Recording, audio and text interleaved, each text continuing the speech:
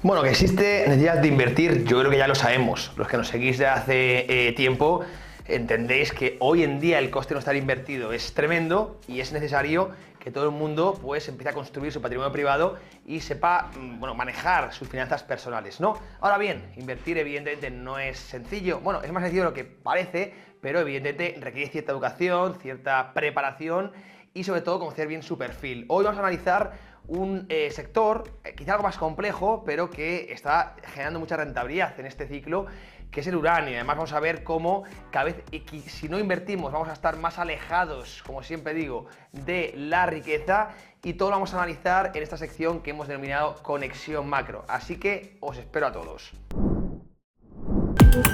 Últimas noticias, actualidad, economía, finanzas, macro. Y como siempre empezamos con las primeras imágenes. Hoy os traigo 5. Vamos a ver también al final de todo un poco cómo influye la energía en el PIB real de la economía, en la actividad real. Pero antes, como siempre, esta imagen que me ha parecido espectacular. Fijaros, voy a ponerla en grande, quiero que la veáis bien, para que entendáis cómo que a veces es más difícil acceder a SP500 y porque hay que entrar cuanto antes. En este caso hablamos de la bolsa general, el primer índice de Wall Street, y lo medimos en horas de trabajo, que creo que es una de las medidas más fieles de todo. Todo, en general. Cuando compráis una casa, compráis oro, cuando compráis SP500, claro, si se mide en dólares, evidentemente se desvirtúa, es una divisa totalmente inflacionaria, que cada vez vale menos, ¿no? Sin embargo, en horas de trabajo, creo que es una forma muy interesante de medir cada cosa que compréis, una silla, en general todo, ¿no? ¿Cuántas horas de trabajo te cuesta esto, no? Yo a veces hago ese ejercicio, siempre que hago una compra importante. Bueno, fijaos cómo el SP500, sobre todo desde el año finales del último siglo y principios de este siglo, se ha disparado. Es decir, cada vez necesitamos currar más, por decirlo, hablando en plata un poco, decirlo de forma un poco burda, necesitamos trabajar más para comprar el SP500. Antes, hemos hablado muchas veces en esta sección, en Trading Pro, de que se está abriendo una brecha muy fuerte entre renta y propiedad, entre lo que es capaz de generar un ser humano vía trabajo o vía inversión.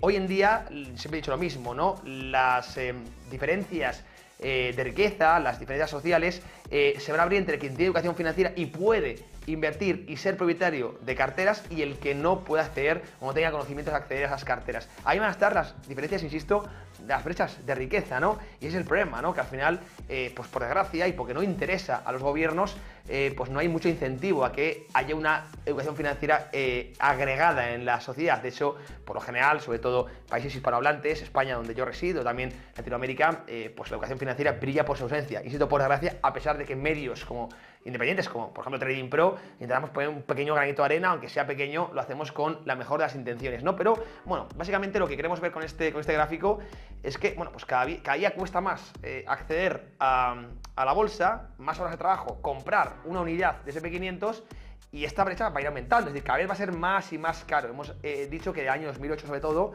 cuando pasamos de un entorno de escasez de reservas a un entorno de exceso de reservas con las políticas de quantitative easing, las políticas mal llamadas, no convencionales de los bancos centrales, bueno, hemos entrado en un entorno de inflación de activos, insisto, donde vamos a ver cómo sube el precio de los activos, también de la vivienda, también activos reales y activos financieros, mucho más que la renta de los trabajadores. Por lo tanto, cada vez va a ser más caro, o va a implicar más horas de trabajo, digámoslo así, comprar una unidad de SP500. Entonces hay que hacerlo cuanto antes. Sí, hemos empezado a jugar el partido tarde. Hemos salido en el minuto 80 de partido, pero bueno, aún queda partido. Entremos a jugar. Es mucho mejor que no jugar, que decir, oye, como está tan caro ya tengo que trabajar tanto para comprar un SP500, pues ya para qué. Es que es una filosofía que tienen muchos jóvenes, decir, oye, ya, o igual que la vivienda, ya está tan inaccesible que me da igual, ya para qué voy a intentar invertir, si está todo carísimo, prefiero vivir el momento de ahora, el famoso YOLO, y me olvido. No, mejor entrar tarde al partido que no entrar. Ese es el tablero del juego, sí, es un poco injusto, lo sé, sobre todo para los jóvenes, pero desde luego, si no lo hacemos ahora, va a ir aumentando esta brecha y como cada vez va a ser más caro acceder a activos, ¿no? Y como siempre dicen los americanos, be owner, not worker, ¿verdad? Siempre ser propietario, ¿no? Que es lo que te va a permitir estar en la brecha buena de riqueza, digamos. Insisto que es muy injusto, no voy a hablar eso ahora, pero desde luego tratemos de saber jugar el partido, ¿no? El tablero es el que es y tenemos que conocerlo, ¿no? Vamos a la siguiente de las imágenes. Sé que estoy insistiendo mucho en los últimos vídeos sobre esto, pero es un concepto muy importante, ¿no? Conocer el juego y saltar al campo, ¿no? Aquí tenéis la segunda imagen, también vamos a ponerla en grande para que veáis otro engaño, ¿no?, de la sociedad actual, que es pensar en términos nominales y no reales. Fijaros, SP500 en rojo, con inflación, y en azul abajo, se ve muy pequeñito, pero es el SP500 en términos reales, ¿verdad? Quitado la inflación. Insisto, en los últimos 100 años, pues lo que ha sido una rentabilidad y otra, ¿no? Mucha gente tiende siempre a dar sus rentabilidades en términos nominales, ¿no? En general, se tiende a decir todo en términos nominales, sin quitar la inflación, también los salarios, bueno, prácticamente todo, ¿no? Pero es que, yo lo digo como economista, me parece absurdo hablar de cualquier concepto en términos nominales, porque no es real, no representa el poder adquisitivo, ¿verdad? Siempre hay que hablar en términos reales. A cualquier rentabilidad hay que quitarle la inflación. Y estos, por ejemplo, muchos gestores hacen esta trampa, ¿verdad?, para, oye, yo he sacado tanta rentabilidad. Esto es como un poco meter o no dividendos, trampas que hacen muchas veces los gestores al compararse con índices donde sí, algunos no meten dividendos, otros sí, y por eso a veces dicen que se ha batido, otros que no. Bueno, muchas trampas, pero lo que quiero decir es que, fijaros, ¿no?, cuando hablamos, oye, es que el SP500 ha generado una rentabilidad del 10%. Rentabilidad nominal, la rentabilidad real, si descontamos un año que ha habido el 5% de inflación, ha sido el 5%, es decir, tú lo que has ganado es un 5%, ¿no? Por eso yo siempre digo que un inversor tiene un doble benchmark, doble índice a batir. El primer índice que tenemos que batir, que es obligatorio batir, es la inflación. La inflación, bueno, podemos entenderla como el IPC, yo sé que cada uno tiene su inflación. Yo siempre, además, hago un ejercicio que creo que es interesante para todo el mundo. Mediros vuestra inflación, medir los gastos de enero, por ejemplo, de enero de este año 2024, y compararlo con los gastos de enero de 2025, los que tengáis. Y ahí vais a ver cuánto os ha subido vuestro consumo, ¿verdad? Esto hay muchas aplicaciones ahora que ahora te miden, ¿no?, lo que gastas, lo que has ahorrado. O sea, son como gestores, ¿no?, que te miden un poco, pues, lo que has consumido en alimentos, en electricidad, en utilities, en general un poco en todo, ¿no? Hacer ese ejercicio, estamos ahora mismo en el mes de noviembre 2024, y en noviembre 2025 comparáis lo que habéis gastado. Si habéis mantenido un poco el ritmo de vida, insisto, con consumos básicos, si os habéis salido a si un viaje un poco inesperado, ese tipo de cosas no lo metáis, pero haced una cesta básica, vuestra cesta básica, y la comparáis año contra año. Ahí vais a ver cuál es vuestro IPC, y vais a ver lo que realmente difiere del IPC que nos marcan los políticos, en este caso los institutos de estadística, que no dejan de ser brazos de los gobiernos, y son IPCs muy manoseados, ¿no? Siempre con los ajustes hedónicos, también cuando meten productos quitan otros. Al fin y al cabo tienen intereses siempre que estén más bajo de lo que realmente impacta al bolsillo de un ciudadano, ¿no? Si tenéis vuestro IPC, yo siempre insisto que tenéis que hacer una rentabilidad superior a ese IPC anual, ¿no? Bueno, pues si no queréis hacer ese ejercicio, podéis tomar el IPC marcado por el propio gobierno, el IPC general, que nos dan evidentemente los datos oficiales, y siempre la rentabilidad que tenéis que conseguir, si estamos en el 3%, oye, es un 3% de rentabilidad para quedaros a cero, de una rentabilidad real del 0. Nominal es el 3%, real del 0. Así como hay que medirlo, ¿no? A partir del 3% de rentabilidad es cuando vais a empezar a conseguir poder adquisitivo. Bien, pensar siempre en términos reales, no nominales. Y yo estoy harto de escuchar en los telediarios, en las televisiones, a todo el mundo hablar en términos nominales. Me hierve la sangre cada vez que lo veo, porque realmente no me dice nada. Es como un dato absurdo, un dato que no nos dice absolutamente nada, ¿no? Bueno, y aquí veis la diferencia tremenda entre un concepto absurdo en la línea roja y un concepto que sí nos dice mucha información, que es el SP500 ajustado a la inflación, azul, ahí abajo, evidentemente mucha menos rentabilidad real, ¿no? Seguimos o pasamos a la siguiente imagen. Seguimos avanzando en la conexión macro, vamos con la tercera, la vamos a poner en la pantalla. Y fijaros también, como siempre, ahora sí, vamos a hablar del uranio. Hemos dicho que íbamos a comentar un sector que está muy de moda, entre comillas. Yo siempre he dicho que en la inversión hay que alejarse de las modas, ¿no? En este caso creo que victoria de Donald Trump, que va a apostar mucho por las energías nucleares. Sabemos que en Europa también está habiendo cierto cambio político también, y Francia apostando mucho por las nucleares en general.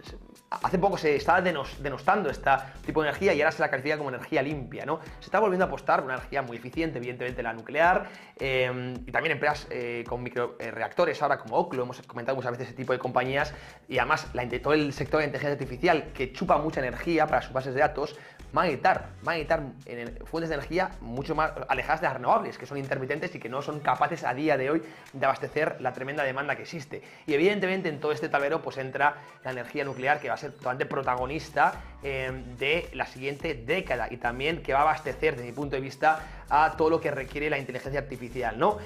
Vamos a ponerla en grande esta imagen para que veáis un poco cómo podemos entrar en un bull run. Ahí lo tenéis en amarillo. Hemos tenido varios mercados alcistas del uranio, y cómo podemos estar entrando ahora mismo en uno. Ahí lo veis, en amarillo, el que estamos ahora, desde mi punto de vista es un sector francamente interesante y bueno, lo podemos comparar, insisto, con pues, otros auges. Es una commodity, al fin y al cabo es normal que sea cíclico, que toda la inflación luego tenga su periodo de desinflación, ¿verdad? Porque la oferta se adapta a la demanda, por lo general, aunque ahora estamos en un entorno donde ha habido poco CAPEX, por decirlo de alguna manera, ha habido cierre de nucleares, por lo tanto es una oferta inelástica, que si solo sabemos, ¿no? Que la demanda de energía va aumentando, tanto en Occidente, digamos que está más o menos estable, pero sobre todo en los países desarrollados, en desarrollo, países emergentes, el consumo de energía, el gasto de energía, pues aumenta año tras año. Por lo tanto, hay una demanda creciente de energía, insisto, ante ciertas fuentes como en este caso la nuclear, que tiene una oferta inelástica. Por lo tanto, no es sencillo que la oferta se adapte en el corto plazo a la demanda. Esto, evidentemente, provoca ajustes de precio, por lo general con fuertes shocks de inflación, como el que podemos estar viendo en este bull run, ahí lo tenéis en amarillo, similar al que hemos visto en el pasado. Por ejemplo, antes de la gran crisis financiera tuvimos un gran bull run del uranio, o década de los 70, pues algo similar, ¿no? Pues desde mi punto de vista, tesis de Trading Pro, esto no es consejo de inversión, evidentemente, es una opinión personal y de la firma, estamos entrando en un ciclo francamente interesante. El uranio se puede invertir de muchas maneras, a través de ETF, pues el más famoso es el Global X Uranium, muchos habéis preguntado también por ese ETF. Por cierto, cualquier duda que tengáis, como siempre decimos, sobre productos, oye, ¿cómo invierto en este sector? ¿Estoy interesado? ¿Qué hago? Pues preguntarnos al consultorio, vamos a dejar el teléfono por aquí, es el WhatsApp oficial de Trading Pro, ponéis consultorio de puntos y, oye, José, quiero saber esto, ¿no? Con toda libertad me podéis preguntar lo que queráis y yo os mando un audio cuando encuentre un hueco y os contesto de la forma más honesta posible. Esto es gratuito, sin compromiso ninguno. Es un servicio de apoyo, un sitio como gratitud a toda la comunidad de Trading Pro. Dicho esto, hay empresas como Cameco también, que suelen ser muy interesantes para estar posicionados en el uranio, Next Gen Energy, ¿verdad? HDP, bueno, son muchas empresas que podemos, aunque a mí me gusta evidentemente más, si no queréis hacer una tesis puntual de cada empresa, tanto técnica como fundamental, oye, pues tenéis los ETFs que siempre pues son también vehículos muy interesantes y que te hacen una diversificación de todas las empresas en este caso, ¿no? El Global X creo que es francamente interesante, insisto, pero requiere hacer los deberes, es muy superficial, insisto, un gráfico que quería traeros para, sembrar un poco el interés, pero cada uno tendrá que hacer su tesis evidentemente, ¿no? Pero fijaos, vamos con el siguiente gráfico que también tiene que ver con el uranio, ya hemos hablado de este, vamos a ponerlo aquí en pantalla, porque, fijaros, vamos a ponerlo en grande, vais a ver lo que estaba comentando, ¿no? En un entorno donde cada vez consumimos más energía, porque el mundo, aunque exista por desgracia, una filosofía decrecentista a día de hoy, el mundo queremos que se siga desarrollando, queremos que siga creciendo, ¿no? Y ahí veis como las expectativas de demanda pues son bastante importantes. Demanda de energía de uranio, en este caso, hablando de la energía nuclear, evidentemente, y como hemos comentado, una oferta, y lo veis, muy inelástica. Cuando hablo de falta de CAPEX, hablo de falta de inversión. Además, todos los reactores, evidentemente, las centrales, pues son obras de muy largo plazo, y en un entorno de inestabilidad política, donde vemos con muchos movimientos, están en contra de este tipo de energías, pues evidentemente faltan inversores que se atrevan a financiar proyectos de tan largo plazo, donde puede haber tanta volatilidad política, ¿no? Entonces, pues ha habido falta de inversión, como digo, y ante una demanda que va a ser creciente, y las expectativas son las que son, ahí lo veis, pues evidentemente se puede traducir todo esto en precio. Si no hay oferta para abastecer la demanda, el precio de cualquier activo sube, ¿no? Y eso que puede pasar evidentemente con el uranio, el principal input de la energía nuclear. Como digo, todo también requiere un análisis técnico. Si os parece, en Trading Pro también vamos a analizar en próximos días el uranio en Más que Mercados. Podéis seguirnos, como siempre, en los directos que hacemos de lunes a jueves aquí en el canal de YouTube. Estamos de lunes a jueves siempre en directo de 3:30 a 5 en aperturas de Wall Street. Vamos a analizar si queréis, lo que es la commodity, el subyacente, el uranio, y ver cómo podemos exponernos, ¿no? Pero yo, insisto, quiero simplemente mostraros el interés que tenemos en la firma sobre este sector y también leeros en los comentarios, a ver qué opináis vosotros. ¿Os gusta, no os gusta? ¿Creéis que es interesante? ¿Estamos en un bull run? Todo eso lo comentáis y abrimos un debate nutritivo también para la comunidad, ¿no? Y vamos a acabar hablando de energía, con un último gráfico que me ha hecho pensar mucho, ¿no? Lo he visto en Twitter y quiero también comentarlo con vosotros, ¿no? Vamos a ponerlo ya en pantalla para que veáis un poco, fijaros, este gráfico, qué interesante, ¿eh? Veáis un poco y ya os hago la pregunta, ¿eh? ¿Puede una economía de verdad crecer, o sea, que la actividad económica real crezca sin consumo de energía? Es que es una pregunta que me ha volado a la cabeza y sigo tratando de encontrar una respuesta, ¿no? ¿Realmente una sociedad puede crecer sin consumir energía? Fijaros, esto es Estados Unidos. Se me ha puesto en grande para que lo veáis, porque prácticamente desde el año 2000, ahí lo veis, año 2000, o la crisis del año 2008, fijaos en amarillo, el gráfico en amarillo, Estados Unidos lleva un estancamiento de consumo de energía, es decir, prácticamente no está creciendo el consumo de energía y lo que sí está creciendo es la deuda. Es decir, yo interpreto este gráfico, que insisto, tiene posiblemente varias formas de entenderlo, varias vías, ¿no? Varias imágenes, por decirlo de alguna manera.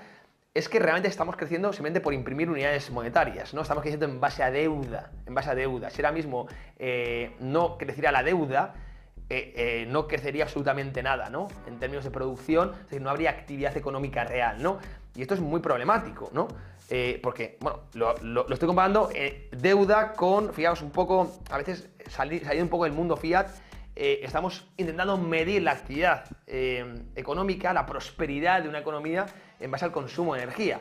Que repito, ahora hay muchas teorías o muchas ramas de la academia económica que hablan de que podemos tener cierto progreso económico sin consumo de energía. A mí me cuesta entenderlo, me cuesta creerlo. Tengo que investigar un poco más, evidentemente, no soy un experto en la materia, pero me cuesta. No sé si, insisto, si vosotros aquí me podéis echar un cable, lo podéis en los comentarios, pero a día de hoy creo que una forma de ver cómo prospera una economía es su consumo de energía. Creo que es totalmente correlacionado al 100%, matemática la correlación, y Estados Unidos vemos como efectivamente no, o sea, hay un estancamiento brutal y por eso hablamos de que el crecimiento que está teniendo es por pura deuda, ¿no? Claro, ahora mismo si, por ejemplo, dejamos de estar en déficit en Estados Unidos, déficit, por cierto, del 6-7%, Estados Unidos posiblemente estaría en recesión económica, ¿no? A pesar de que el multiplicador monetario es muy pequeño, si nosotros le quitamos toda esa deuda, estaríamos ahora mismo en recesión. Y eso nos hace pensar en que, bueno, hemos llegado a una dependencia tan tremenda de la deuda, que la deuda no es gratuita, que la deuda se acaba pagando, sea con inflación, sea con subidas de impuestos, sea con recortes del gasto, incluso sea con defaults, se acaba pagando. No nosotros, las futuras generaciones, el egoísmo intergeneracional, pero es que todo el crecimiento que estamos teniendo hoy, prácticamente en las últimas 2 décadas, viene por el crecimiento de la deuda. A uno le hace pensar esto, ¿verdad? Le hace pensar el modelo económico si es sostenible o si no lo es, ¿no? Insisto, esto ya quiero dejaros a vosotros ya un poco la respuesta. Es un gráfico que a mí me ha hecho pensar. Tengo que investigarlo bastante más, lo quería compartir con vosotros también para que lo comentéis y qué opináis de todo esto, ¿no? Y si efectivamente veis como yo el input de la energía como un medidor, un termómetro del crecimiento de la actividad económica, ¿no? Desde mi punto de vista sí lo es, y porque entiendo que estamos en un mundo de deuda, la deudocracia que llamo yo, que esclaviza, por cierto, a la sociedad. La deuda esclaviza al acreedor, al deudor, y un sistema que desde mi punto de vista acaba explotando por algún lado. Le estoy dando muchas vueltas a nivel teórico a todo esto de hace años, y si es sostenible este sistema de deuda o no. Lo he discutido también con profesionales que han pasado aquí por el canal, como Daniel Baeza, como Ángel García Banch. Tenéis todo además las discusiones en Money Talks, en el canal de Trading Pro, si lo queréis echar un ojo, pero por supuesto os vale en los comentarios, ¿no? Creo que es muy interesante, un debate que puede abrir mucho la mente. Con esto me despido como siempre, espero que os haya gustado esta conexión macro. Nos seguimos leyendo, nos seguimos viendo en Trading Pro. Os mando un fortísimo abrazo y un besazo. Chao.